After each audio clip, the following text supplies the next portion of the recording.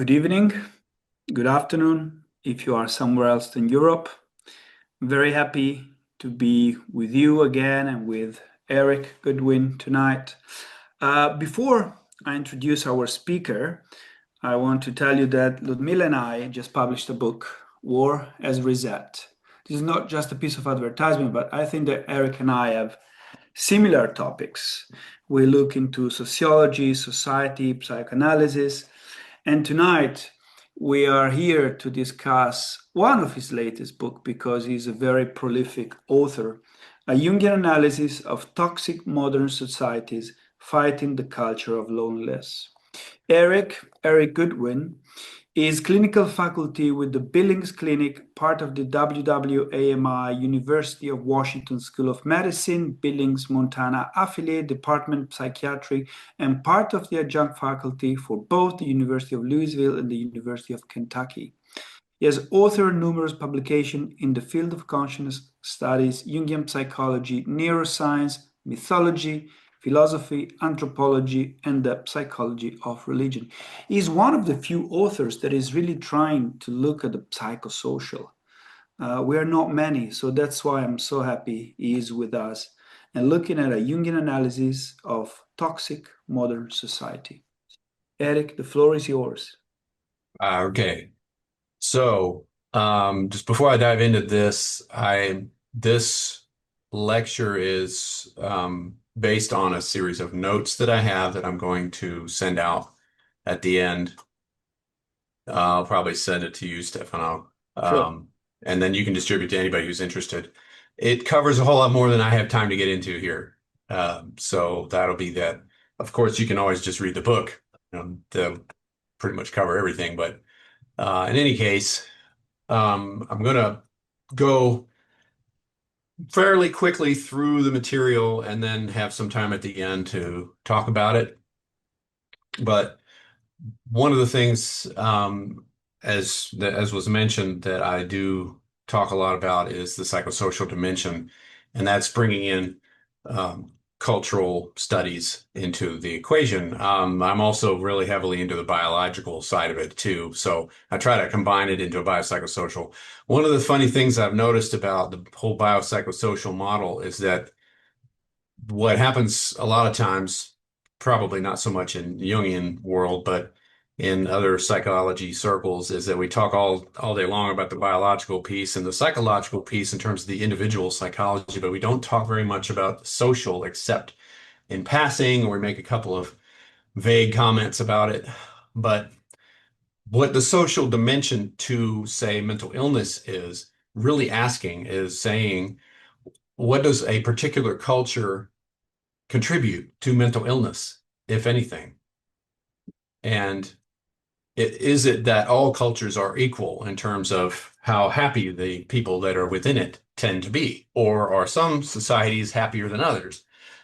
And I think, as we'll learn here, there are a lot of things that at least we do in the Western industrialized world that I think adds and piles on to our mental illness problems that we have. Now, one of the main reasons for this is that we are social animals. And in addition to possibly having food insecurity or shelter insecurity, we can also have attachment insecurity. Now, in the ancient setting in which we evolved, attachment insecurity could be very lethal in that we could be in grave danger. And so a lot of our evolved emotional capacities are directed at maintaining a strong sense of attachment to a social group of some kind. And what goes along with that is the pain of being separated. So when it comes to evolution and the biology of this, it's very helpful to look at emotions as having a stick as well as a carrot.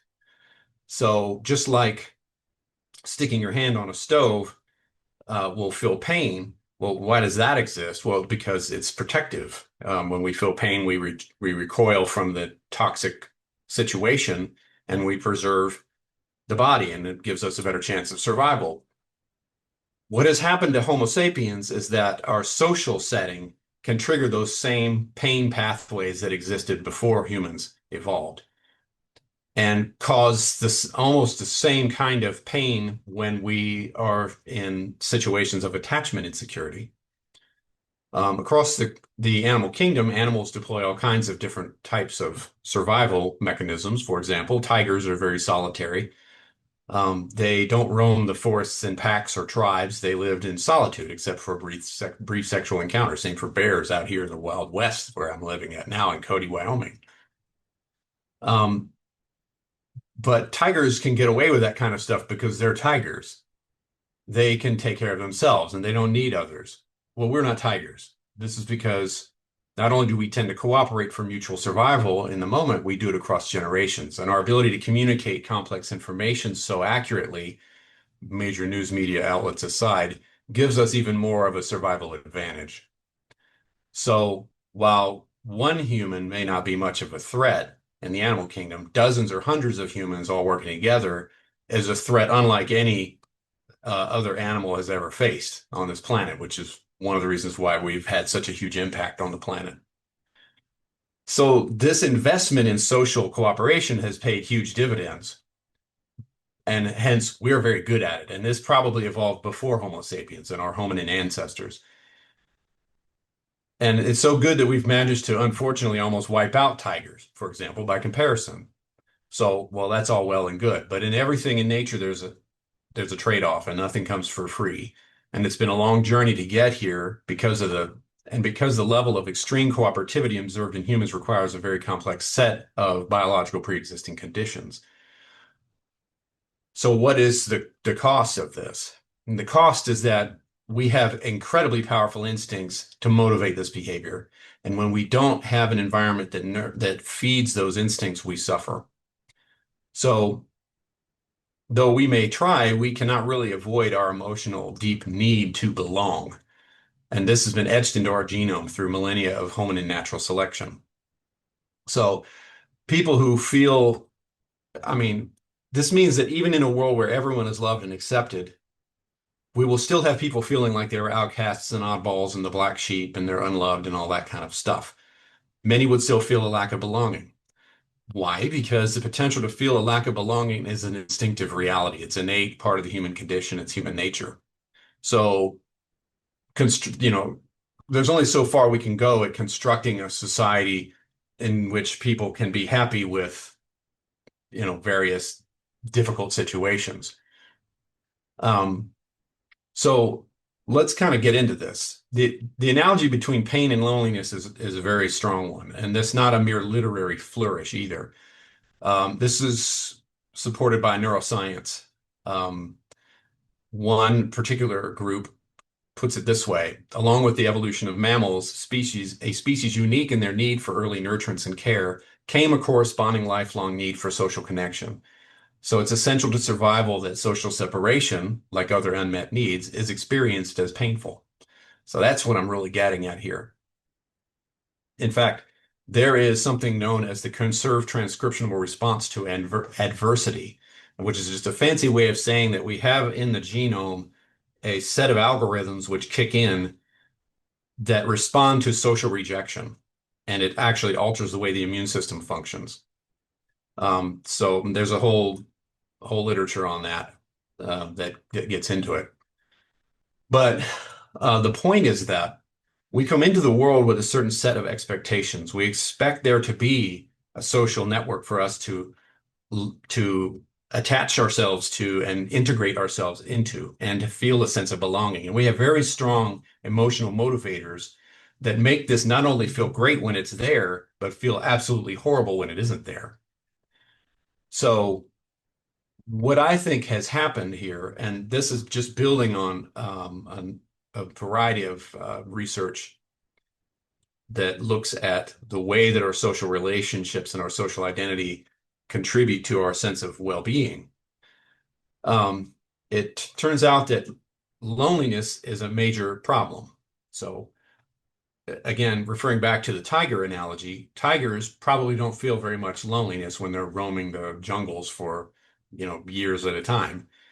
But they aren't really evolved to, but we are. We're evolved to feel an intense pain of loneliness when we're not when we don't feel or perceive that we are a part of some kind of social group of some kind.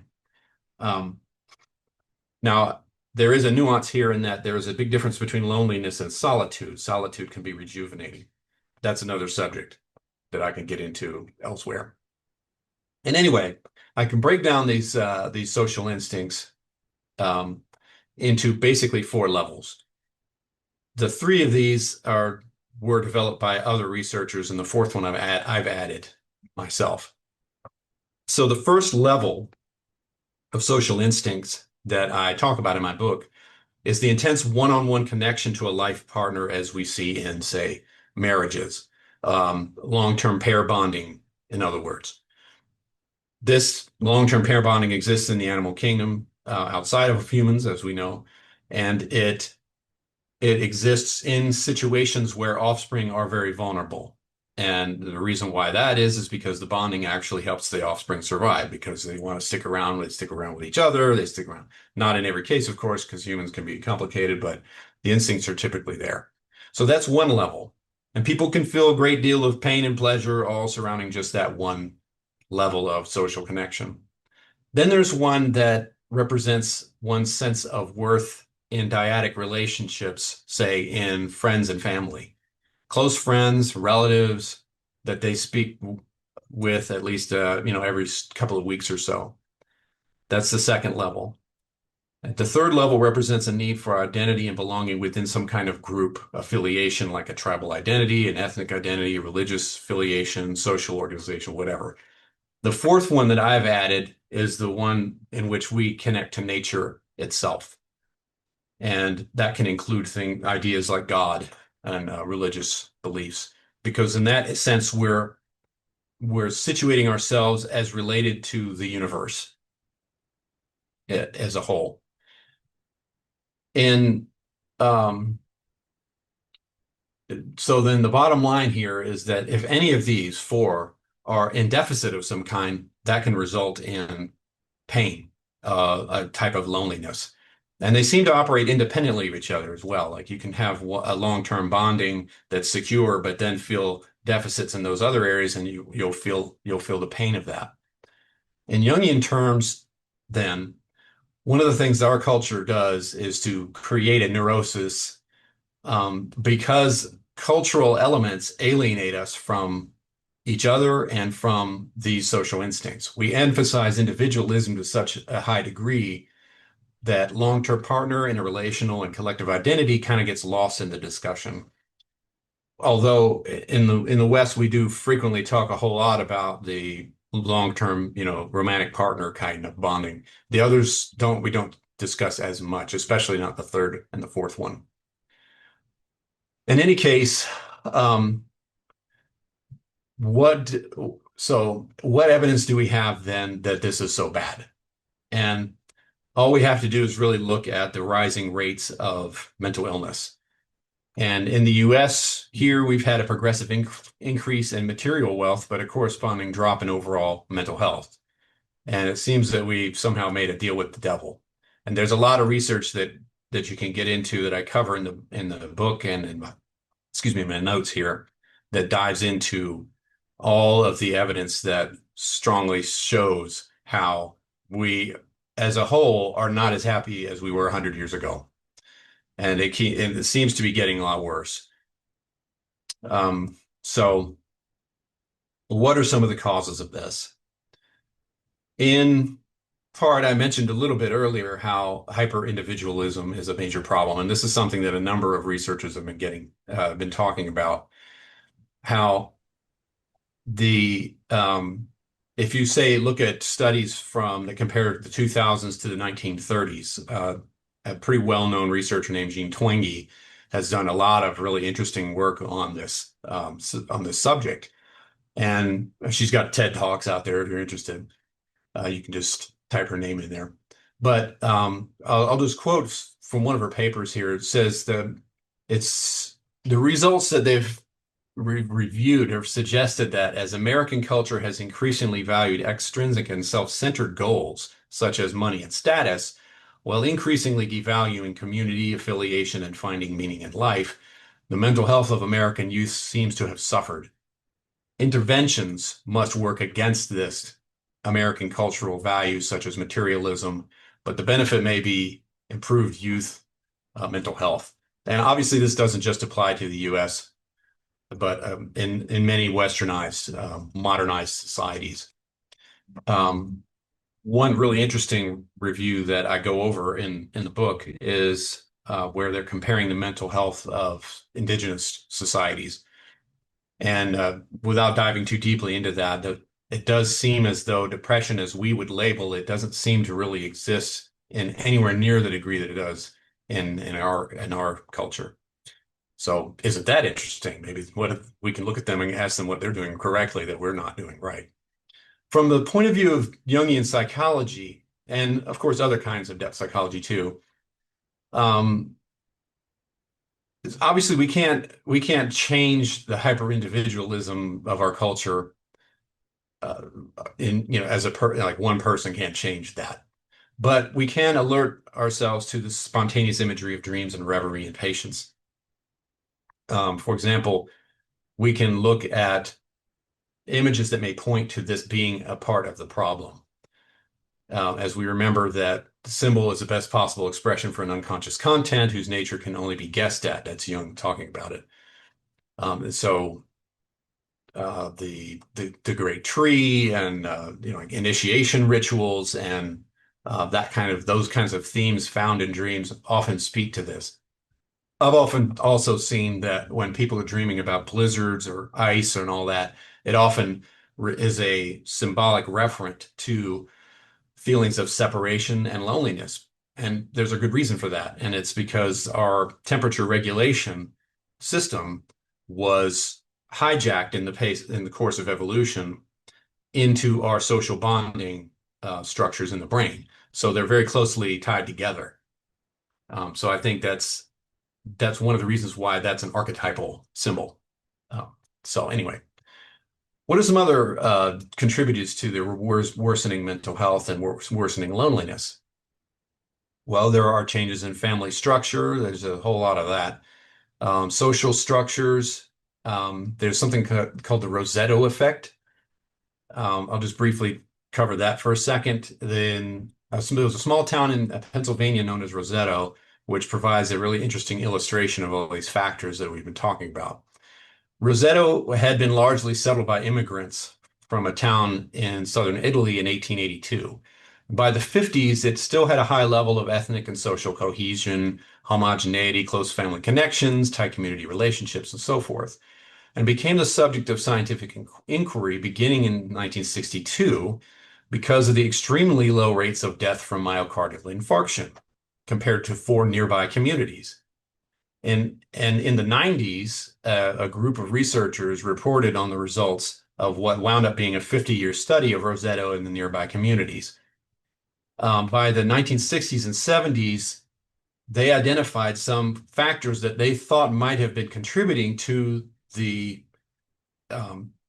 great cardiac outcomes they were having there. And those were social factors, actually.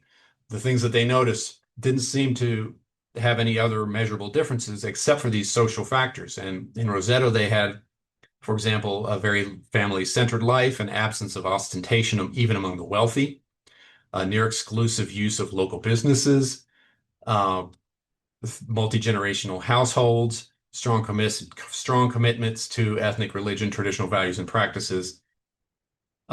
Once those values changed to the more typical and less cohesive and materialistic so-called Americanized norms, the cardiac mortality rose and so this is what they are calling the Rosetto effect. So there's a lot of interesting studies that talk about this. Another one is a group of studies that were reviewed by a group in 2023 where they were looking at typical child care taking practices observed in some contemporary hunter-gatherer cultures, such as the Mendengele and the Aka and the Efe and the Chikung, found, and those compared to what is interestingly enough labeled Western, educated, industrialized, rich, and democratic, i.e., the acronym WEIRD cultures. So How do those child rearing practices differ? Well, for one thing, non-maternal caregiving, or what they call allo parenting, is found in those indigenous cultures to extremely high degree.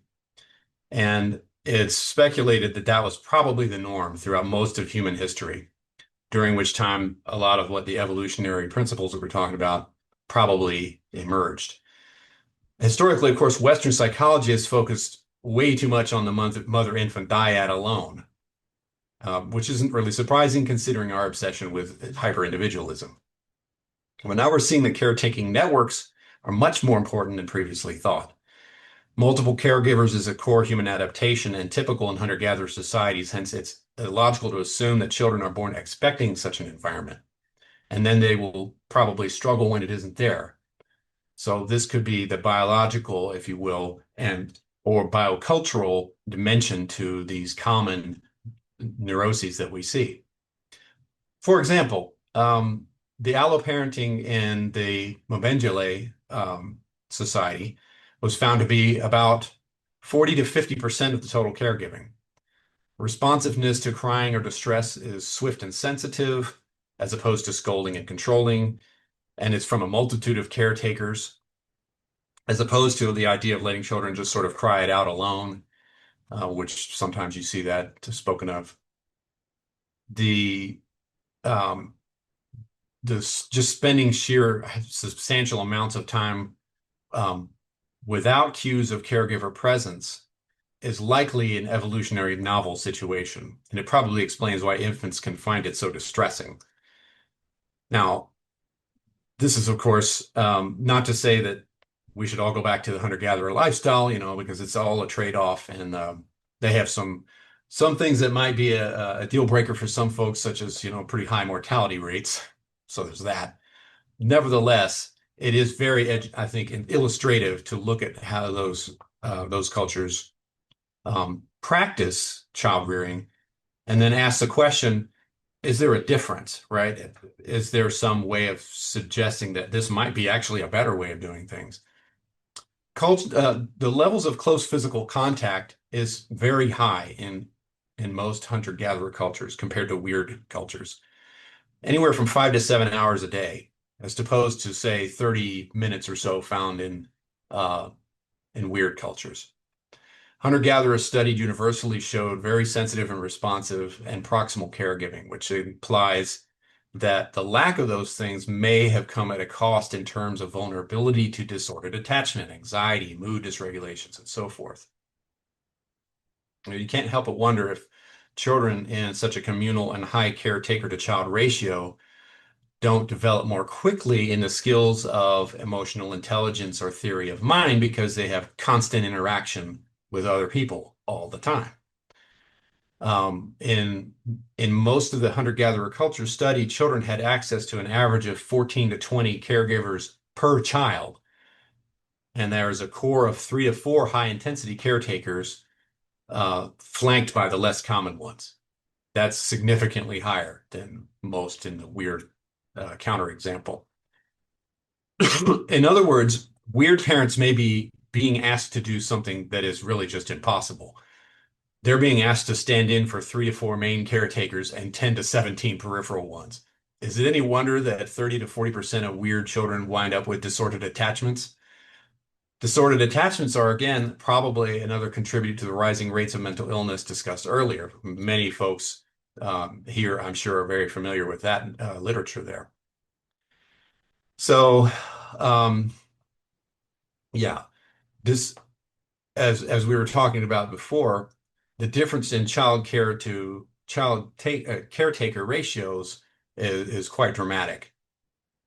So anyway, what about some other dimensions of differences?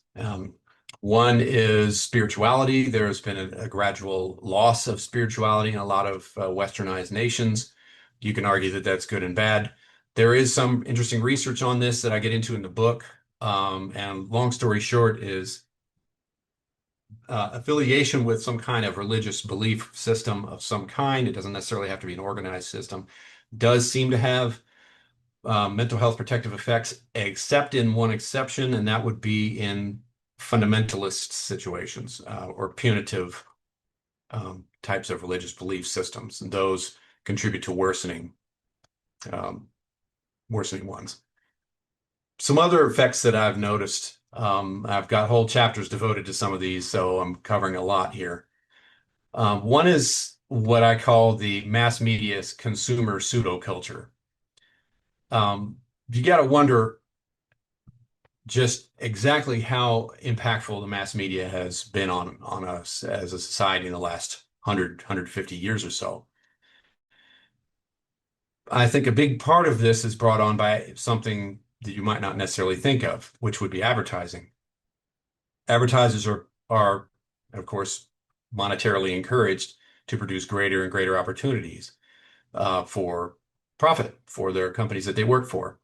Well, what do they do then? Well, in order to do that, they will try to encourage self-serving goals in order to benefit from the effort they're putting into it.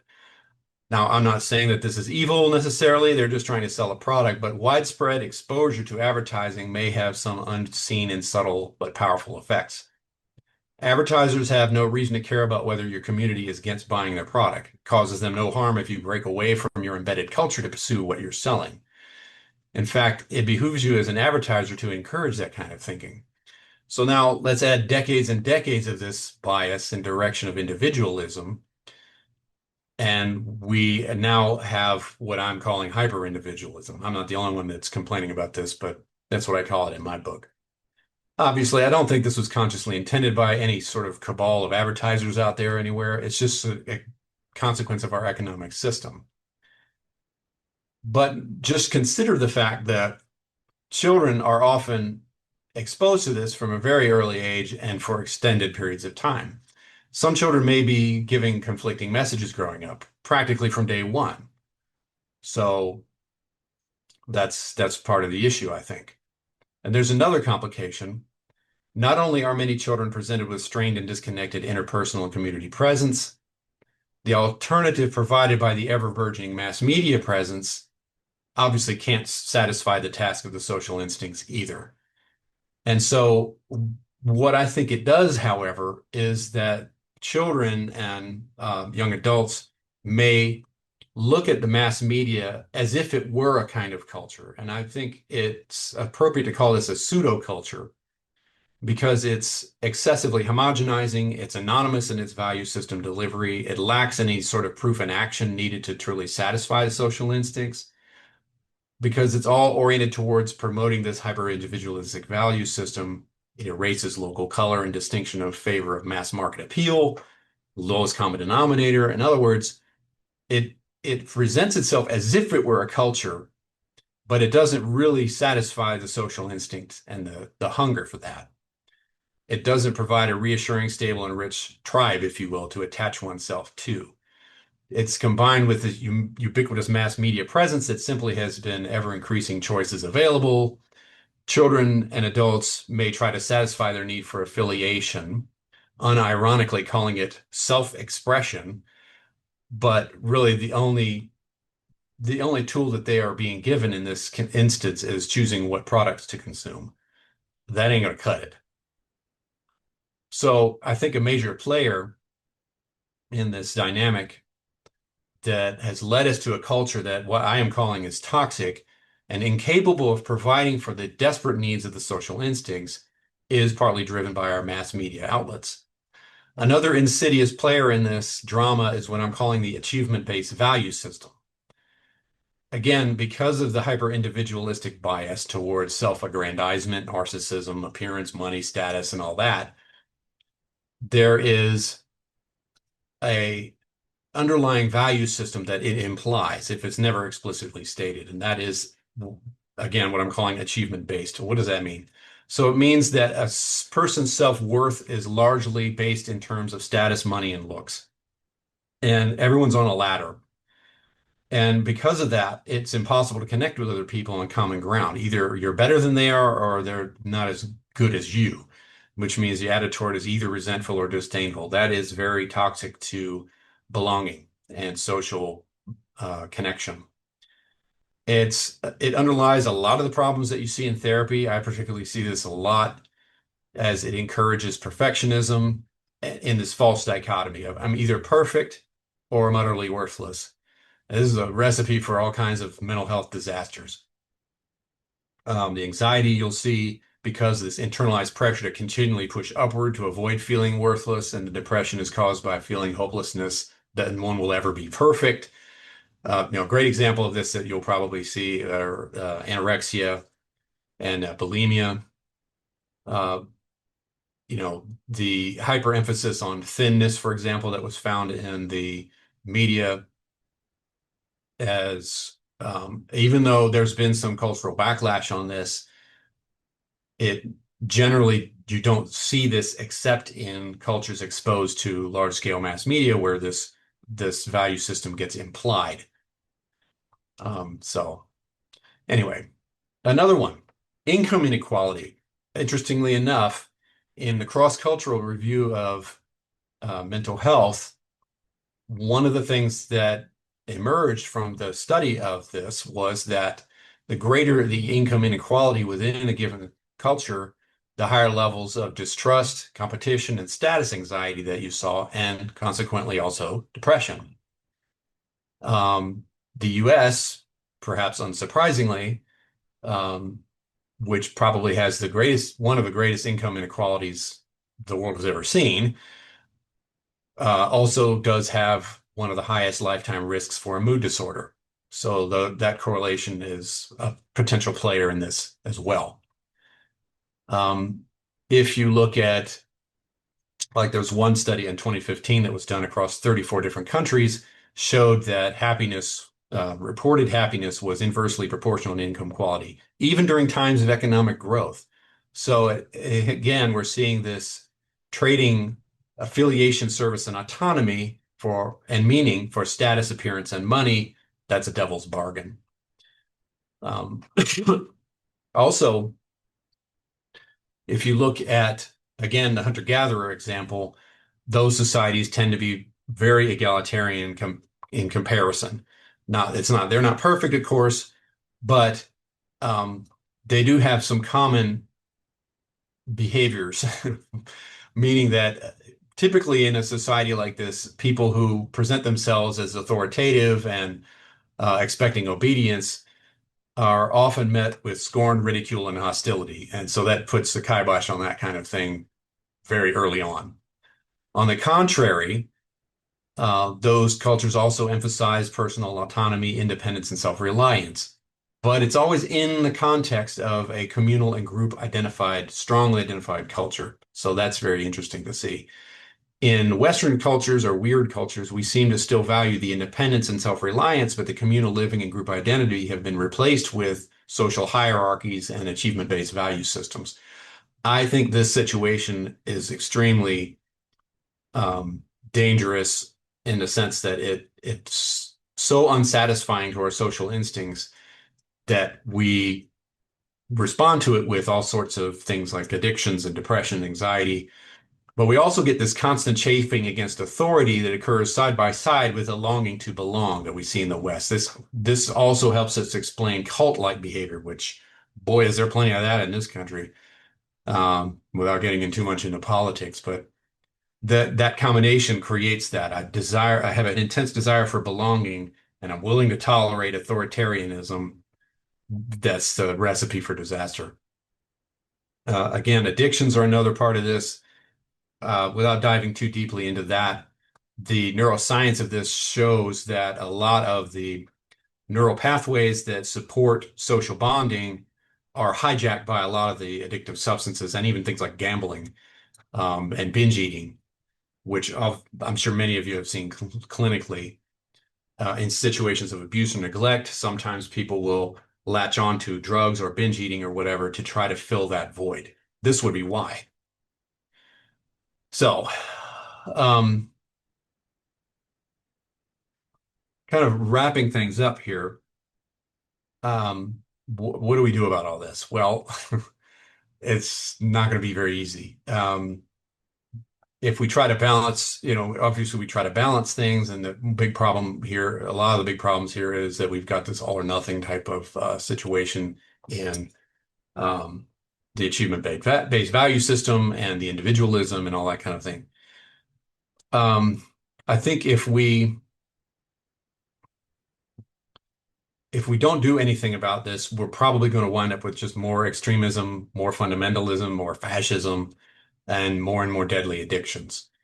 And it's because all of those things are attempts at solving the starving social instincts that we have. So if I'm right, it means doing nothing will naturally result in more cults, more addiction epidemics, like we've seen with opiates and methamphetamines, more extremist ideologies. I mean, it takes 5 minutes to figure it out that that's worse today than it was 20 years ago. All in the context of, again, worsening depression, anxiety, suicidality, loneliness, and all these swath of health problems that go along with us. On the other hand, if we want to try to find ways to reconnect one another along the four levels that I mentioned, individual, interpersonal, community, and universal dimensions, then we should see that that helps to alleviate a lot of this. We can't do this ourselves, right? This is going to require a major cultural shift to change. And, hopefully we can achieve that one person at a time. I mean, I'm sure that's probably what Jung would say, is fix the individual first and then the rest will follow. But a number of different balancing acts we're going to have to manage, autonomy versus communitarianism, for example, authentic expression versus acceptance. This kind of leads to this paradox of conformity. By the time we get to the age where we're trying to build social bonds, we've already been exposed to years of mass media content that orients us towards hyper-individualism and de-emphasizes group belonging. And we all hear all these messages of just be yourself and you can be anything you want to be. It's well-intentioned, but it goes more or less like this. All of us on the road to self-actualization, in order to be truly or meant to be, must cast aside the expectations of others and stop looking outside ourselves for validation and look deeper within to find who we truly are. But in a hyper-individualist society in which belonging and connection are so de-emphasized and connections to the four levels are stretched so thin, it's always puzzled me as to why so many people, myself included, have always at various points in our lives felt pressure to conform. And yet I observe time and again, clinically and anecdotally, I see that as adolescents especially feel this pressure and either wind up angrily rebelling against it or becoming neurotically preoccupied with it night and day. But my question is, of course, conform with who? You don't need some kind of don't we all need some kind of substantial collective in order for there to be some kind of friction to be railing against? It just seems strange, and yet it happens anyway. So what's going on here? I think of it as the existence of the pseudoculture that mass media creates. The thing that they're railing against is really that's not an actual culture. It's this media idea of a culture that they construct in their mind as a working model. Day in and day out from practically birth, we hear these messages from the mass media that verbally and non-verbally express this pressure to conform, even if it's not intended to do so. But we are so primed to cue into such messages, and we're so intent upon fitting in once we are of age, when the instinct around age 9 or so, when these instincts, I think, kick into overdrive. By that time, we have heard in our words about a nearly endless list of shoulds and shouldn'ts that we've internalized, but it's from the media for the most part, considering the fact that our actual social networks are actually stretched extremely thin compared to the ancestral environment. And one big problem is that the messages that we get of the media are either they're focused on achievement-based values, they're contradictory, they're vague, and they don't have a robust ritual culture to draw from, and hence there's no concrete way of confirming whether we're really members of the in-group or not. And so you get this thing that you see in like middle school where people are worrying about belonging to cliques and whether or not you're a poser or you're a real member of the group and all that kind of thing. That's all those social instincts just kicking into overdrive. So, in any case, I have lots of notes that I have where I get into a lot more depth here, but I think at this point we should probably open it up for some questions and discussion. Thank you. Thank you so much, because I confirm that we share many interests, but you're a medical doctor, so this is very interesting. I'm a sociologist, I study literature, so we come from different traditions, but we come to the core of Jungian analysis that, if I understand correctly, is really the more differentiation, the more spirituality, but also going beyond, stick to the image. For me, nowadays in the 21st century, we should really stick to the intuition in the Jungian terms, that is the Einlasse. And perhaps also we have to go beyond, if I follow what you say, and if I follow what I'm trying to say for many years now, we have to go beyond psychoanalysis. A famous book, we had 100 years of psychoanalysis and the world go the way it goes. Well, look at the many missiles around the world in the past few weeks or years. But the point is another one. I think what you just said, Eric, is beyond psychoanalysis, we need guidance. Psychagogia, many of our patients come to us that have biological parents, but they have no bond with their parents. They're totally lost. They don't have a floor where to put their feet and say, well, I have shitty parents, but at least I have them. Now you have parents, they're there. But it's very difficult. It's very difficult to say. And then, of course, you have everything you said, the mass media, the politician, the narcissism versus authenticity. Yeah, yeah. Oh, I totally agree with that. And when you say going beyond psychoanalysis, what I'm imagining that you're saying is that psychoanalysis focuses on the individual and their individual story.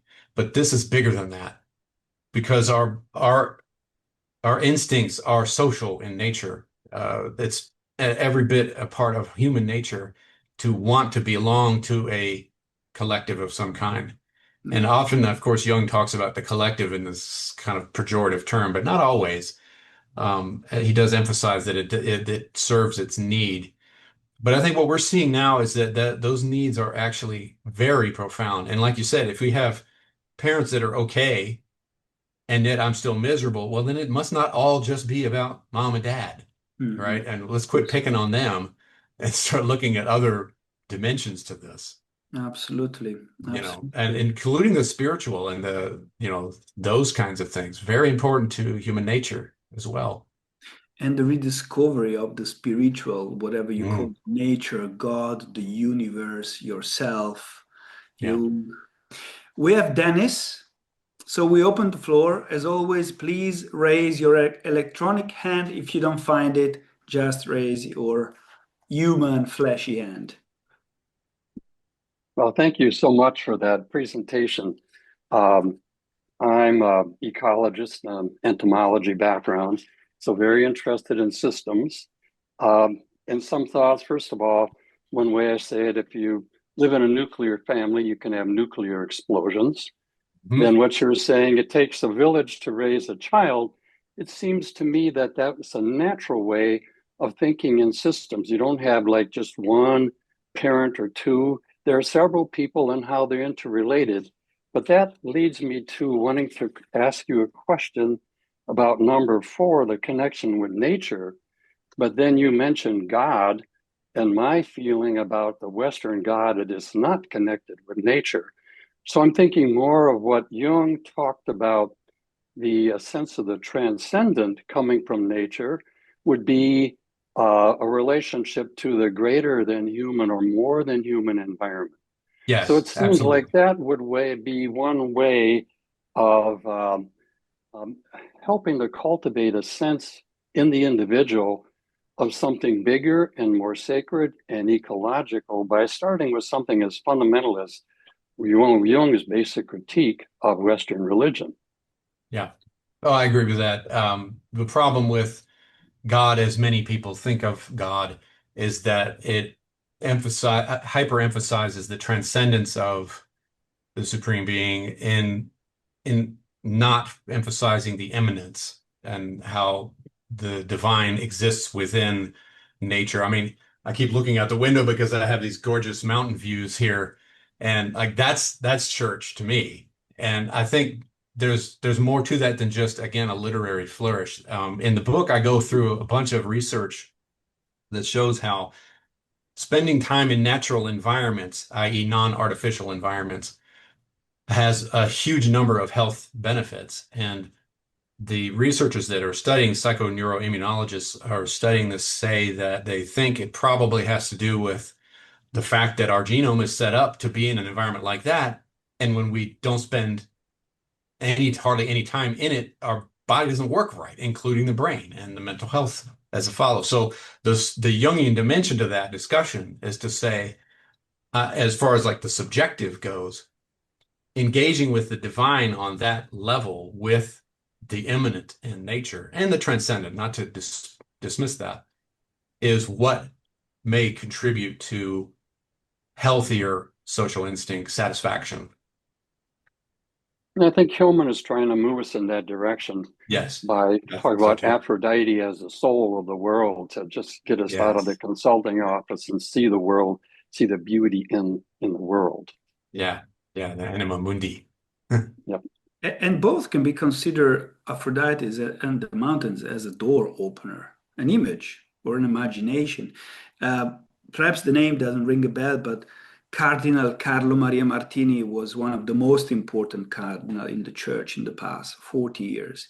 Basically, he didn't become Pope when Pope Ratzinger became Pope because he was very, very sick. And every Thursday, every week, every Thursday was his Sunday.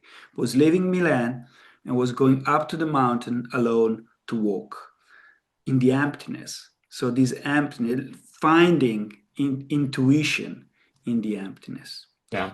We have Daniela, and then we have a question in the chat. Hey, Daniela. Hi, lovely to see you and to speak. Long time no see. Yeah. So I have two things to add, one question and one thing just to contribute to your anthropological thinking. Is I suspect I'm an anthropologist by training, and I suspect that from an anthropological perspective, we're also another layer of problems is the emphasis we put on romantic relationships, because we've lost so many of the other relationships in the community. Mm-hmm. And although pair bonds in traditional societies were kind of fluid. I mean, the Kung, they change, and partly because death rates are high, right? You can't expect to rely on one partner all your life because people die at much higher rates than we do. Right. But just because of the way societies were organized, and there were all these other very strong relationships, and with them having lost them, we put all of this on a romantic relationship, which often then goes wrong. But we're asking our romantic relationship to do things it never evolved to do either. And I suspect that causes a lot of problems. I couldn't agree more. The second thing I was going to say is a bigger question with your issues and the issues with hyper-individuality in our society. Do you think there's a really fundamental problem? As I listen to you, I think, is there a really fundamental problem at the heart of Jung, which is the idea of individuation? Because at some level, in many aspects of it, it is about finding your own core, and if that means leaving the group or finding what's true to you. And I know it's not individualistic as such, but in many ways, in terms of how we work with it in ourselves, it's not individualistic in terms of becoming wealthy and getting high status and lots of status symbols, but it is incredibly individualistic, kind of psychologically, in terms of the path we take. And as I listened, I just thought, God, I wonder, as you say, things have to change. So I wonder if that concept, if there's a real problem with that concept. So I'm interested to what you think about that. Yeah, I have wondered that too, because there is the hyper individualism that we face today didn't come out of nowhere. It's been there growing for centuries. And Jung, he's a part of that tradition too. And I think he recognizes the problem there without necessarily always getting out from under it sometimes. I remember at a conference once that I was listening to Ashok Betty talk, who's great.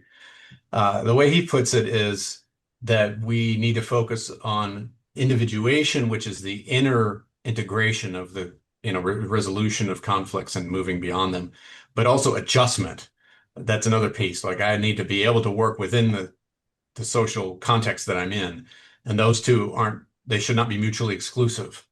They should grow together, and I like that way of putting it, because it kind of gets around that problem of, am I just pushing individualism even farther, which I don't want to do.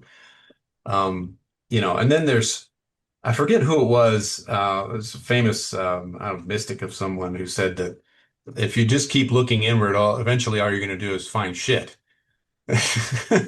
And he was trying to say, we have to be within an context outside of just our own little, bubble. And so that's a pretty memorable way of putting it. So yeah, I mean, that playfulness and that that paradox is in there, and I think we're still kind of working on it. But also, if I may add, we cannot go away from the fact that society is changing. There's sociology, as sociologists study the world, it is a fact. In chapter 4, you write about changes in family structure, where this is what Ulrich Beck called individualization. Yeah, so we cannot go back. So how can, for example, individuation apply in an individualized society or a liquid society, as Bauman calls it? These are interesting challenges that contemporary analytical psychology has to face. We have a question, an online question, and it's a question about AI, of course, being online. Do you view the impact of replacing human interaction with AI, for example, replacing psychologists with AI chat-based conversations? Question mark. Uh, Next question. I think that's another recipe for disaster. Basically, because you can construct the perfect whatever, and it's all just based on most likely going to be just ego-based defenses and all that. So I don't think that that's going to get us anywhere except more addicted. I think it's going to be the latest type of addiction is, artificial romantic partners and artificial social contacts. Because you don't have any of the inherent conflict that makes a substantial relationship real, then it's not going to satisfy. It's going to be another more junk food for the social instincts. Someone else commented too that you can participate in groups and collectives and still feel lonely. That's very true. There's a whole lot of fake connections that we have. Social media has caused an explosion of this stuff where you can have hundreds and hundreds of Facebook friends, but you don't have any real substantial connections. So it's important. I think the point of the comment, which is very well taken, is that not all of these connections are created equal. Some of them are going to be satisfying and some of them are going to be just junk food that get you through the next 5 minutes and still leave you hungry. A patient that once came to the session having asked ChatGPT to interpret the dream, and ChatGPT did it, but the last sentence was, but please refer to a therapist for a more accurate view on this. So he or she self-declared himself or herself, said, listen, okay, I give up.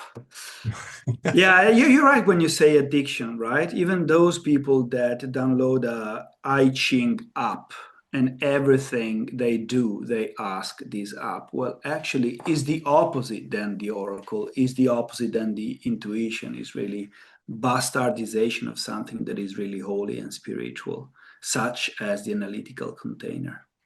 We have Brian, and then we have Marilyn again with an AI generated question. No, okay. Brian. I just wanted to ask about what Daniela and Eric were just talking about the problem with the concept of individuation. And I've just been reading The Absolute Freedom, the book, and I'm wondering, it's a good book. It's a good book. Yeah, I'm wondering if they're talking about what you talked about, I plus I. Are we talking about the problem is with individuality, or is individuation the way you conceptualize a way to kind of go beyond individuality into this more where you can have more emotional intelligence, as Erik was talking about, and all that, and not be so separated. But I wonder what you thought about what they were talking about. If you could say a little bit more Is about this that. to me or to Eric? I would like to hear from both of you, but I don't know how much time we have. But I just we have time. you, I don't think they were referring to my concept of the I plus I. For the audience that doesn't know about my book, Absolute Freedom, I worked on an idea that, as I said before, in our society that is called individualized. So it's a society that broke with tradition since the 1950s. We live in a detraditionalized society. But we can individuate in this society, and we can do it in a certain way. For example, to engage in a self-conversation that is called meditation by Jung, with ourselves, with the third, with God. I think they were referring to someone else, more to individuation and individuality and individualism. That is a different thing, although it's part of the cluster of the individual, leaving the tradition, leaving the groups, and becoming basically self-absorbed and hedonistic. But I leave it to Erik and Daniela. Well, unfortunately, I haven't read the book, so I don't know if I. It is a good book. Yeah, I've heard that. Yeah, so. Okay. We will have to wait a bit, Brian. I will send Yeah. it. Okay. We have Marilyn. We can take part in groups and collective and still be lonely. Punct. Is not a Yes, question. I think. Hi, Ah, I think you're there. Erik, Hi, Marilyn. saw my. Hi, I think Erik saw my comment. It was actually having to do. I was responding to the idea of individuation and versus individuality in terms of to me, the individuation process leads toward or I should say against loneliness. It leads toward connection, Yeah, an interconnection that we also need in order to be connected in society. absolutely. I think where some of this is going is this concept, and again, I think Jung talks about this, is that individuation is integration. So it's accepting the shadow, and all of that kind of work will help you to have more authentic relationships with others and make it easier to have those nourishing social bonds that we're craving so much. And I think probably one of the things that Jung saw was that it's very hard to do the second one part without doing the first part. And so that's why he emphasized so much starting there and working outward, if you will. So, Dennis, do you have another question? Yes. First, a thought. There was a book popular several years ago called Chicken Soup for the Soul. And what you're describing is junk food for the soul, it sounds like. A yeah, model that I like to work with, especially with young people, is the Vision Quest model for the like the Sioux Indians. So as a teenager, you get a sense of yourself. It's very individual, like a sitting bull buffalo or a black elk, you know, the symbolism of the color in the animal. So you have a real sense of your authentic self. And because it's an animal, you see that the animals are, it's an environment where everything is connected to everything else. So just that model means that you are an individual and you see yourself as part of some transpersonal environment. yeah. And an animal is a fantastic symbol for that dimension of the psyche that the ego is trying to figure out in that process. You see that a lot in therapy. People in therapy will have dreams a lot about that. Various animals will show up, and I have found anyway myself is that if you connect that to the quest, as you put it, then a lot of times it can really help them navigate that. And a lot of times they don't, a lot of it is unconscious, or at least it's nonverbal. It's very image heavy. And you don't, like, if your spirit animal is a bear doesn't exist in a vacuum, right? So so if an Indian boy had a dream about a bear, out of spirit, it would have to go out and study that bear in the environment and imitate it, really get into the image, as Hillman might have said. So it's that's just in and of itself, it's such an ecological way of working. And that's Well, one thing I really try to point out to people I work. I really try to be sensitive. You know, could that be a spirit animal? Could you possibly treat it that way? yeah, that's awesome. In the book, I talk about some really interesting studies about how different cultures interact with their natural environments and how the longer a tribe or a group has been in a single place, the more eco-friendly their practices are, and also the more they tend to personify the natural environment that they're in and treat it as an other that they must interact with on a respectful level. If you have groups that just recently arrive, for example, and this is not just European, but you know, any sort of like this one was comparing several tribes in South America, and ones that moved in quickly tended to be eco-destructive, and they tended to treat the environment as non-mental, like objects. But the others, the tribes that had been there for like thousands of years, for example, um, were not like that at all, and they had the spirit of the forest and all of that kind of stuff. And from the ecological point of view, it's really strange, or maybe not so strange, that they were so they had such strongly eco-friendly practices within that. And I don't think that it was conscious. I think it was just something part of the culture that had embedded itself over dozens of generations. Erik, let's spice it up a little bit. We have 25 minutes. The word is upside down. It's not news. The word is out of joint. We go back to Shakespeare and Hamlet. I run a column called Cultivating the Soul in the Super Society. And basically, your own toxic modern society can be this super society that is made of algorithm and strong acceleration. Maybe not in Wyoming when you look outside the window, but everywhere else, more or less. And I always ask, to start with, I always ask two questions. Which era, which time are we living in? And can we cultivate the soul in this super society? How would you answer? Which time are we living in? I mean, you're Well, safe. You're in Wyoming. You only have bears that come after you, so don't worry about the answer. yeah. Well, obviously, you know, having written a whole book about this, it's been on my mind for years, and so I am consciously attending to those four levels, and finding that as far as modes of adjustment, focusing on them and making sure they're authentic and they're reciprocal and stable and all that kind of thing helps me to feel better. And I can't do much about the hyper individualism or the achievement-based value system except to call it out where I see it, which I see it frequently in my patients, especially, and in myself too, because I grew up with a lot of that, and I'll have to watch it, you know. So I think the world that we live in now is one where we absolutely have to cultivate introspection on a level maybe never before seen in human societies, and we don't do it.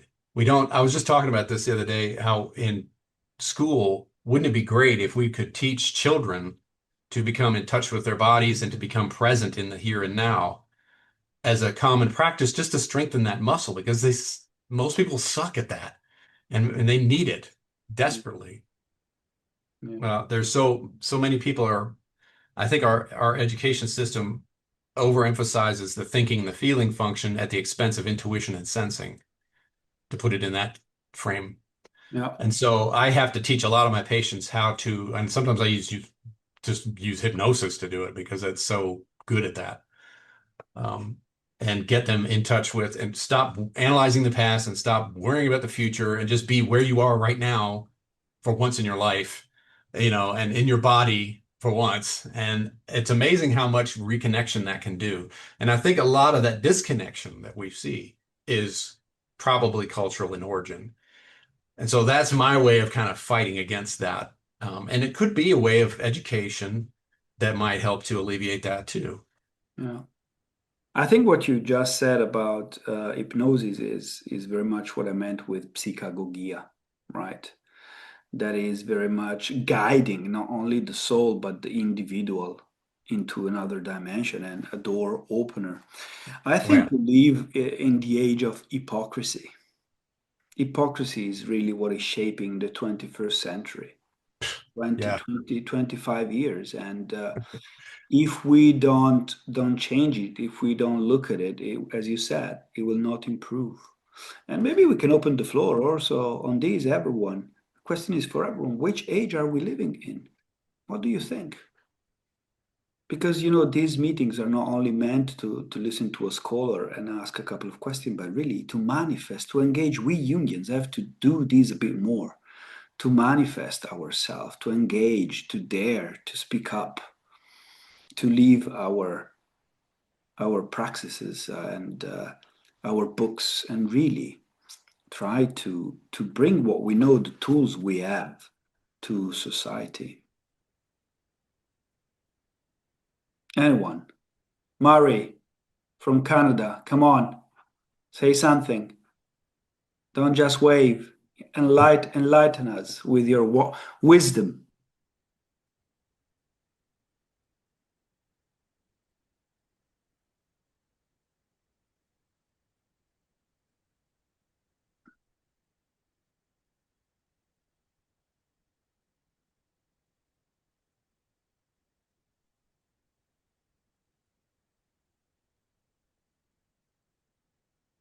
No one else? Anyone who wants to break the ice and share something? I do like the comment here. This one is Mari. If the evolution of our species brought us here, i.e., loneliness and detachment, can we consider that hyper-awareness and awakening of the ego is the issue, and more loneliness is waiting for us on the path to that progress? Mm. That's a good question. I think it's a good question. The evolution didn't. I don't think it's accurate to say evolution brought us here necessarily, so much as evolution had prepared us for an environment we no longer grow up in the West. Yeah. And evolution creates an organism that says, okay, where's my tribe? Where's my surrounding social network? Where's my 16 to 20 allo parents? And we don't see that. And so then the organism will react with all these sorts of neurotic overcorrections and defenses and problems to try to do that. Nevertheless, this is where we are. Mm. And so I think that awakening of the ego and reflection and introspection, these are the tools we have to counteract this. But I don't necessarily think it leads to more loneliness. Perhaps it leads to emptiness, and an emptiness is an opportunity, a void that In we the tend Zen to sense of feel. emptiness, you mean? Yeah, Yeah. because we tend to make this void, this empty space, full of stuff. You said Yeah. advertisement, food, meetings. We are scared of being alone because then we might feel lonely. But being alone is really a gift that, if we can learn to endure, might help intuition or a conversation with yourself. We have Daniela and Dennis. I was just going to say, I think one of the issues is not only the hyper-individualism, but the sheer scale of our societies. And therefore, there's a whole choice of who we should be friends with and associating with. So if you look at traditional societies, there were maybe two kids of the same age born in it. If you look at hunter-gatherers, right, and you've got 30 households, and people are working together with everybody in their community. And the kids are not doing huge amounts of comparison because there just aren't that many kids of the same age. So I remember reading something about the Kungs saying basically every girl who comes into puberty is attractive because she's probably the only one that hits puberty at that time. Whereas, I think about my school and there were 74 of us in a year of my age, let alone of the year above me and the year below. So not only do we have individualism, we're trying to find our way and our connection in societies where the amount of choice and the size of it and the picking and choosing is impossible. And also in many of these traditional societies, there's like no doors on houses. You've got these small communities and there's no choice. There's not saying, well, I'm not going to be friends with her or him. You'll go, yes, there's people you hang out with more and you cook more with and whatever. But there's a kind of other side, this scale of our societies and actually the choice of relationships.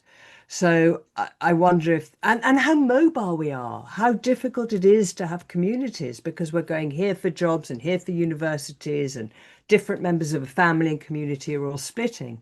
And we have choices that we never had traditionally to move out into different groups. But I think I was going to say in terms of what kind of society we're living in, the work that was done on Weird that Erik mentioned, one of the guy who came up with it also came up with this idea that there's two ways for humans to get status. And one is the kind of old primate way through dominance, which is about power and winning and dominating others. And the other is through prestige, which is about doing something really valuable for your community. And with prestige, people give you status because you're valuable, because you're a witch doctor, or you're a great hunter, or you're really good at looking after other people's kids. And the idea was that the dominant system was old and we'd all move to a system of prestige. And when I look at the world now in the fascism and stuff, if you want to say to me, what are we living in?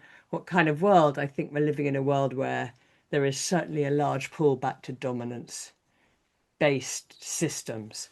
And that may be because in some weird way, they do offer a level of belonging. So if you are a follower of one of these people, there is this sense of belonging.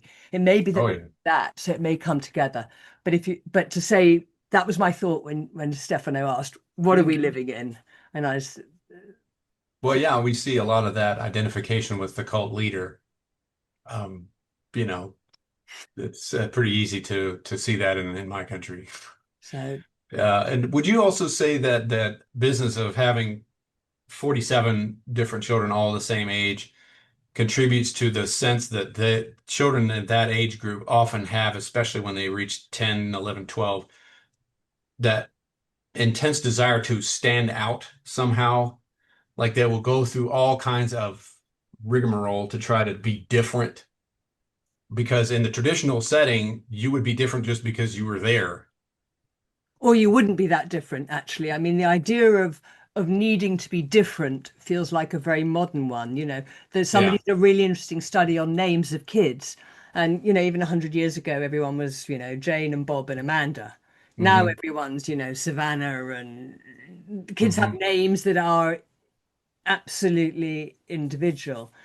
Ashley spelled with 17 vowels, that kind of thing. And Yeah. I actually don't know about how much emphasis there would be on being different in those. I don't know. I haven't read anything about it, but I think it's a really interesting question. But I don't think so. And I think in our society we're so desperate. There's so many people to compete against to get your friends. Yeah. You have to try to stand out because there are all these people you're trying to compete against to say, look, be my friend, I want to be in your group. So you need something to stand out that perhaps you didn't need to do when we were living in smaller communities. Daniela, do you have any literature that we can read about what you said about this dominant follower? I mean, it's about Eric Fromm, but it's a bit different. I think your anthropological point of view is more recent. So I can say Anthony Stevens talks a lot about that in his work.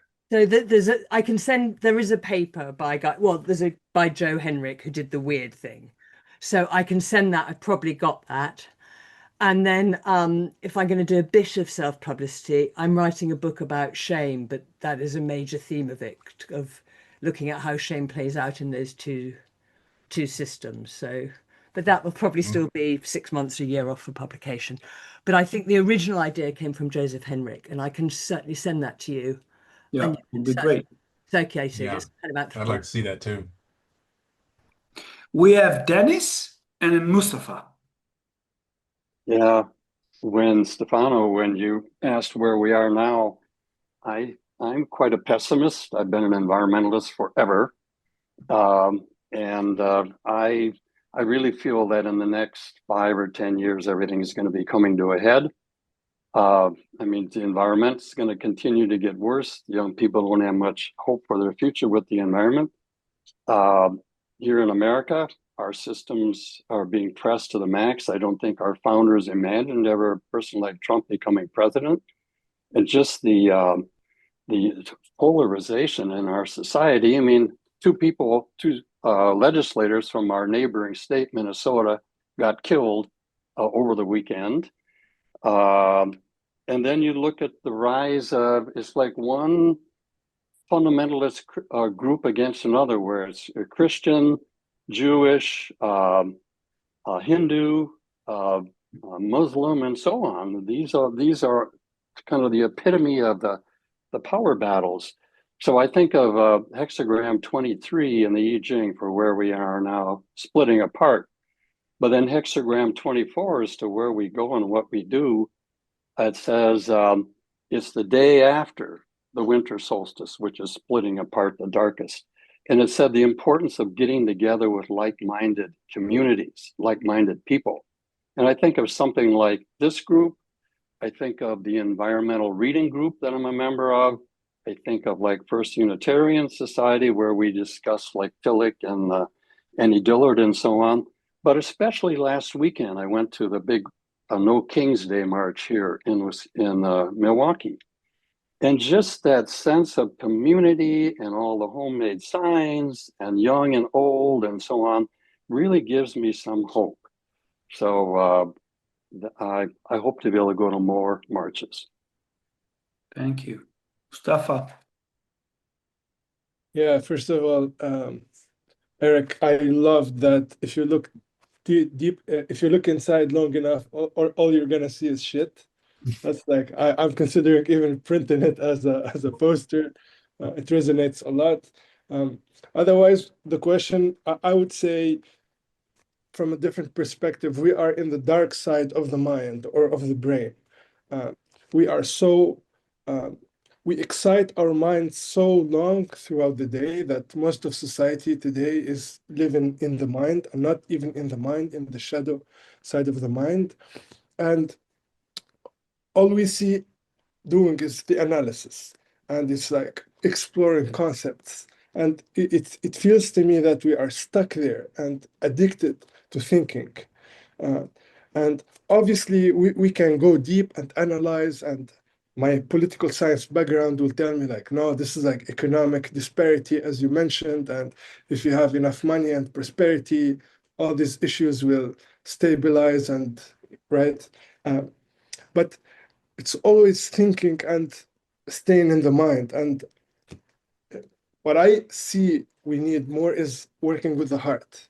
And obviously, it's hard to work with the heart and to feel that love that is gonna drive us to do good things in the world, because most of us don't really know it, really. So let's say status and prosperity. It's an image that first starts in the mind, like, oh, if I become this person, then there's something, a squeeze in the heart, then maybe I'm worth something. But we don't know what worth is really like as a feeling. So we chase images in the mind, right? So I would say we're in the shadow side of the mind. Yeah, I think that connects to what Stefano was saying about ignoring or neglecting the intuitive function, right? And I would add to that the sensing function. I think that's what you're getting at when you're talking about the heart, because it's not just feeling. Feeling in the Jungian sense is judging, and it's still analyzing, really, just like thinking is. It's just analyzing from a different point of view. Yeah, it's a So rational function, right? exactly. And the irrational functions are the ones that are underdeveloped in the way that we raise people now in our culture. And we're constantly distracting them with endless mumbo jumbo on these monstrosities here. I call it the brain vibrator. Yeah, yep, pretty much. It's the addiction machine. The American that makes it softer, from the vibrator to the addicting machine. Yeah, well, Thank you. the first way of looking at this is probably more accurate. Yeah, yeah, yeah. Anyone else before we say goodbye until September? We will take a little break. It's summer here, it's hot. Somewhere else in the world is even hotter.